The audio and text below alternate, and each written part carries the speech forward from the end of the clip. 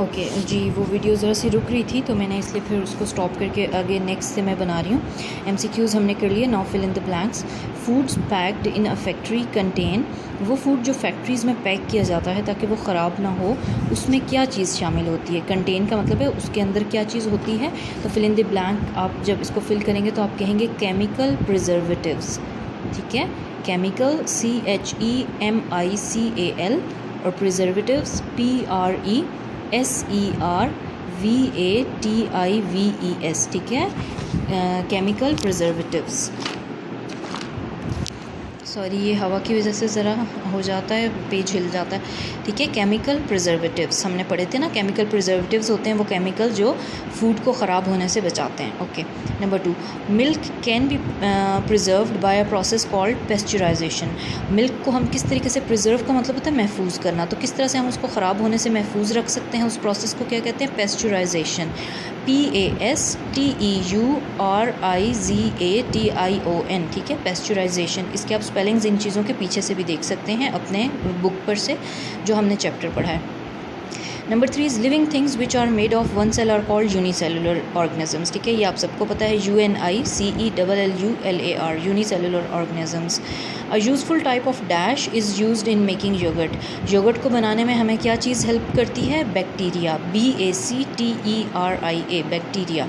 A mushroom is an example of an edible fungus. ठीक है, mushroom एक edible का मतलब होता है जिसको हम खा सकते हैं। ठीक है, तो मशरूम एक ऐसी चीज़ की मिसाल है जिसको हम खा सकते हैं और वो किसकी एग्जाम्पल है, fungus. FUNGUS, fungus. Now true false. Infections can not be caused by small worms. वो कह रहे हैं जो बहुत छोटे कीड़े होते हैं उनसे जो है इन्फेक्शंस नहीं हो सकते। ठीक है, जर्म्स नहीं लग सकते। This is false.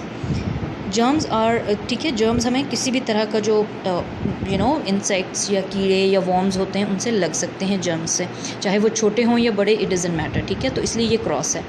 Germs are killed by pasteurisation. वो कह रहे हैं जर्म्स को ख़त्म कर दिया जाता है पेस्चराइजेशन के प्रोसेस से, जिससे मिल्क को प्रिजर्व किया जाता है। This is true. Okay, this is correct answer. Then influenza is caused by a virus. वो कह रहे हैं एक वायरस के ज़रिए से इन्फ्लुएंजा होता है। इन्फ्लुएंजा जिसको हम अक्सर फ्लू कहते हैं ना, वो वाली जो चीज़ होती है उसको हम कह रहे हैं कि वो वायरस से होता है। तो इज़ इट ट्रू और false? This is true. Okay. All kinds of bacteria are harmful. वो कह रहे हैं तमाम तरह के बैक्टीरिया जो है वो हार्मफुल होते हैं, ख़तरनाक होते हैं, उनका कोई फ़ायदा नहीं होता। दिस इज़ क्रॉस, इसलिए कि हमने ऊपर देखा कि जो बैक्टीरिया है वो योगर्ट बनाने में काम भी आता है। ठीक है, तो बैक्टीरिया वो कह रहे हैं यहाँ पे कि सारे ही हार्मफुल होते हैं, तो this is cross, this is wrong. The body gets vitamin D from sunlight. वो कह रहे हैं बॉडी जो है वो विटामिन डी सनलाइट से ले सकती है, सूरज की रोशनी से। This is correct. ठीक है, तो first is wrong, second is correct, third is correct, 4 is wrong and 5th is correct.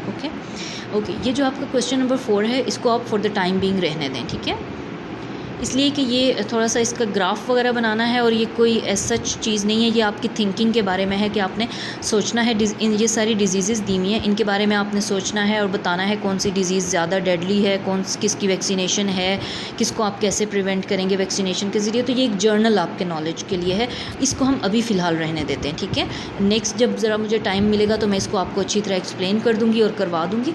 ये एज सच जो है वो एज सच पेपर में आने वाला या क्वेश्चन आंसर के हिसाब वाला नहीं है, ये आपकी अपनी जर्नल इन्फॉर्मेशन के लिए और नॉलेज के लिए जो आपने शेयर करना है, डिस्कस करना है इसको। ठीक है, तो इसको फिलहाल रहने देते हैं। We move on to question number 5। This is find the odd one out, कि आप इन सारों में से जो चीज़ मैच नहीं कर रही आपने उसको पॉइंट आउट करना है।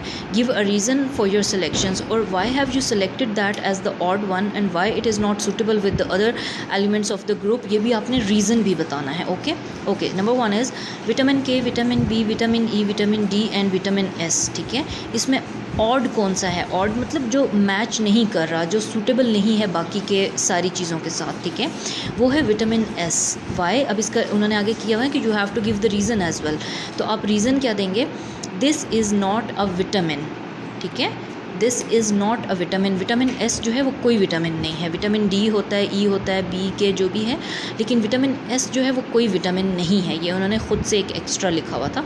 सो आप इसका आंसर लिखोगे, इसको एनसर्कल करोगे और फिर कहोगे this is not a vitamin. Okay, number 2 virus, fungi, then protozoa, then protein and then bacteria. तो इन सब में आप पिक करोगे, प्रोटीन को आप ऑड वन आउट को पिक करोगे, ठीक है, इसको आप एनसर्कल करेंगे कि ये बाकी सब चीज़ों के साथ मैच नहीं कर रहा, और उसका रीज़न आप क्या दोगे, नॉट अ माइक्रो ऑर्गेनिज्म, ठीक है। प्रोटीन जो है वो माइक्रो ऑर्गेनिज्म नहीं है। बैक्टीरिया, प्रोटोजोआ, फंजाई और वायरस हमने पढ़ा था, ये 4 टाइप्स हैं माइक्रो ऑर्गेनिजम्स की, तो ये तो एक दूसरे से रिलेट होते हैं, लेकिन प्रोटीन तो एक फूड ग्रुप है बेसिकली, ठीक है, ये कोई जर्म नहीं है, कोई वो नहीं है, माइक्रो ऑर्गेनिज्म नहीं है, बल्कि फूड ग्रुप है। तो इसलिए हम इसको एनसर्कल करेंगे और फिर इसका रीज़न बताएंगे, नॉट अ माइक्रो ऑर्गेनिज्म, ठीक है, full stop, that's it. Number 3 है फ्लाई, टोर्टाइज, मॉस्किटो, फ्ली या सैंड फ्लाई। तो वही कह रहे हैं इन सब चीज़ों में ये सारी उड़ने वाली चीज़ें हैं, मक्खियाँ टाइप की, ठीक है। उसमें जो टोर्टाइज है, जो कि जिसको टर्टल कहते हैं ना, तो कह रहे हैं टोर्टाइज जो है वो बीच में नहीं इनमें शामिल, क्योंकि ये सब उड़ने वाली हैं, मक्खियाँ हैं। और इसका आप फिर रीज़न क्या देंगे, अ रेप्टाइल, ठीक है, नॉट इंसेक्ट। ये क्या है, अ रेप्टाइल, ये एक रेप्टाइल है जो यूँ रेंग कर चलते हैं ना, ये उस तरह से टर्टल चलता है ना मोस्टली। तो अ रेप्टाइल कोमा, ये कोमा लगाना है, a reptile comma not insect, ये इंसेक्ट नहीं है जैसे ये बाकी सारी चारों इंसेक्ट हैं, ठीक है। Okay, number 4 is diarrhoea, tuberculosis and measles and malaria and headache. So इन सब में आपने हेडिक को एनसर्कल करना है। हेडिक मतलब सर दर्द, इसकी वजह यह है कि this is an ailment but not a disease, मतलब दीज ऑल आर डिजीज़, बीमारियाँ, ठीक है, जो आपके जब आपका कोई बॉडी पार्ट जो है वो प्रॉपरली फंक्शन नहीं कर रहा है तो उसको हम डिजीज़ कहते हैं ना, ठीक है। तो यहाँ पर ये हेडिक जो है ये बेसिकली सिर्फ एक इन्फेक्शन है, ऐसा नहीं है कि आपका कोई बॉडी ऑर्गन ठीक काम नहीं कर रहा। तो ये एक एलमेंट तो है, एन एलमेंट, क्या स्पेलिंग है, an ailment, AILMENT, an ailment but not a disease, ठीक है। ये एक वक्ती एक तकलीफ़ या एक छोटा सा मर्ज़ या छोटी सी बीमारी तो है, एलमेंट हम उसको कहेंगे, ठीक है, बट नॉट अ डिज़ीज़। लेकिन एज सच कोई डिज़ीज़ नहीं है। डिज़ीज़ में क्या होता है कि आपका कोई बॉडी ऑर्गन अगर उसकी फंक्शनिंग में प्रॉब्लम आ गया है, कोई ऐसा उसका जो फंक्शन है वो डिस्टर्ब हो रहा है, स्ट्रक्चर में, फंक्शन में कोई प्रॉब्लम है, तो उसको हम डिज़ीज़ कहते हैं। तो ये हेडिक हम करेंगे, उसको रीज़न लिखेंगे an ailment but not a disease, ये कोई उस तरह से बड़ी डिज़ीज़ नहीं है। ओके, ये जो क्वेश्चन नंबर 6 है इसको भी आप फ़िलहाल रहने दें, मैं आपको समझा देती हूँ। ये आपने सिर्फ डिस्कस करना है अपने पेरेंट्स या अपने बड़े बहन भाइयों के साथ। क्या है, इज़ योर एनवायरनमेंट क्लीन, वो पूछ रहे हैं कि क्या आपका एनवायरनमेंट क्लीन है। In your notebook make a list of 10 places around your school और your home, talk about whether they are clean और dirty, how can they be kept clean. वो कह रहे हैं आप अपनी नोटबुक में जो है एक लिस्ट बनाएंगे 10 जगहों की जो कि आपके घर या आपके स्कूल के आसपास हों, और फिर आप बताएंगे कि क्या वो क्लीन हैं 10 जगह या डर्टी हैं, ठीक है। और फिर आप बताएंगे कि उनको आप किस तरीके से क्लीन कर सकते हैं, ठीक है। सो ये एक जर्नल डिस्कशन है। यहाँ पर तो इन्होंने कहा हुआ है कि नोटबुक पे लिखें, लेकिन अभी अगर क्लास में हम लोग होते तो मैं आपको नोटबुक पे करवाती, थोड़ा हिंट्स देती। अब वीडियो बहुत लंबी हो रही है तो मैं इस पर इतना ज़्यादा टाइम नहीं लगाऊंगी। तो इसको आप जर्नली डिस्कस कर लें, अपने पेरेंट्स को बता दें कि आपके इर्द गिर्द कोई सी 10 जगह आप देखें और फिर बताएं कि आपका एनवायरनमेंट क्लीन है या नहीं, ये 10 जगह क्लीन है या नहीं, और अगर नहीं है क्लीन तो आप कैसे क्लीन कर सकते हैं। नंबर 2 है where do the waste products from your house go. वो कह रहे हैं कि जो आपके घर का कूड़ा करकट या वेस्ट होता है, चाहे वो गंदा पानी है या कूड़ा करकट है, वो कह रहे हैं कि ये वेस्ट प्रोडक्ट्स कहाँ जाती हैं, जो आपके घर से गंदा कूड़ा निकलता है वो कहाँ जाता है। Find out where the rubbish goes and what happens to it. वही कह रहे हैं कि आप ये बताएं कि वो जो रबिश है, यानी वो जो सारा कूड़ा करकट है, वो कहाँ जाता है और फिर उसके साथ क्या होता है, ठीक है। तो ये भी आप की एक एक्टिविटी समझ लें कि आप घर में जो है अपना नेट पे सर्च कर सकते हैं या डिस्कस कर सकते हैं, बहन भाइयों के साथ फाइंड आउट कर सकते हैं कि कहाँ कहाँ जाती हैं चीज़ें, ठीक है। कुछ चीज़ें ऐसी हैं जो रिसाइकल हो जाती हैं, कुछ चीज़ें ऐसी हैं जो कि अगर कूड़ा करकट वाले उसको ज़मीन में दबा देते हैं तो वो वहाँ पे बायोडिग्रेडेबल जो होती हैं वो वहीं पे उसको खाद बना देती हैं या ज़मीन को ज़रख़ीज़ कर देती हैं। कुछ ऐसी चीज़ें जैसे प्लास्टिक वगैरह, आपको पता है पिछले दिनों शॉपर्स पे जो पाबंदी लगी थी इसलिए कि वो बायोडिग्रेडेबल नहीं है, वो कुछ भी नहीं होते, वो कहीं पर भी चले जाएंगे तो वो उसी तरह से रहेंगे और वो मतलब गंदगी उनसे ज़्यादा होती है क्योंकि वो ख़त्म नहीं होते, ठीक है। अगर वो कहीं पड़े हुए हैं तो वो वहाँ पे पड़े रहेंगे, अगर कोई और चीज़ है तो वो जैसे डिके हो जाती है, ख़त्म हो जाती है, ठीक है।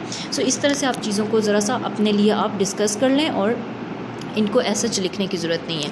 तो अब आपका आज का होमवर्क क्या है कि आपने ये जो एक्सरसाइज हमने की है पेज नंबर 18 पे, इसमें आप अपनी बुक में पहले MCQs इसी तरह से करेंगे, फिल आउट करेंगे, फिर फिल इन द ब्लैंक्स करेंगे, फिर ट्रू फॉल्स करेंगे, इसको रहने देंगे। ये आप करेंगे जैसे मैंने बताया है, ठीक है। ये आपने नोटबुक पे करना है, नीट नोटबुक, ठीक है। क्वेश्चन नंबर 5 जो है वो आप नीट नोटबुक के ऊपर ऐसे ही क्वेश्चन लिखेंगे। ये वाली सारी चीज़ें जब पहली लाइन लिख लेंगे, फिर आप नीचे आंसर में लिखेंगे विटामिन S और उसके सामने ये रीज़न लिखेंगे। फिर सेकंड लाइन में ये लिखेंगे, उसमें से प्रोटीन, उससे नेक्स्ट लाइन पे लिख के उसके आगे ये रीज़न लिखेंगे। तीसरी लाइन ये सारी लिखेंगे, उसमें से ये वाला चूज़ करके नीचे लिखेंगे, उसके सामने ये लाइन लिखेंगे। फोर्थ पे ये सब चीज़ें लिखेंगे, हेडिंग को चूज़ करेंगे, नेक्स्ट लाइन पे लिख के और उसके सामने ये लिखेंगे। ये आपने नीट नोटबुक के ऊपर करना है, ठीक है। ये आपके पेपर में भी आ सकता है। ये आपने अच्छी तरह से इसको प्रॉपरली अपनी नीट नोटबुक के ऊपर आज की डेट डाल के प्रॉपर पेज प्रिपेयर करके करना है। थिंक अबाउट इट, जैसे कि नाम से बताया कि आपने इट्स ऑल अबाउट थिंकिंग और डिस्कशन, ये आपने जर्नली जो है अपने डिस्कस कर लेना है। So this is your homework today, ठीक है। ये सारा आपने यहाँ फिल आउट करना है और इसको नोटबुक पे करना है, ठीक है। चलें, थैंक यू, अल्लाह हाफ़िज़।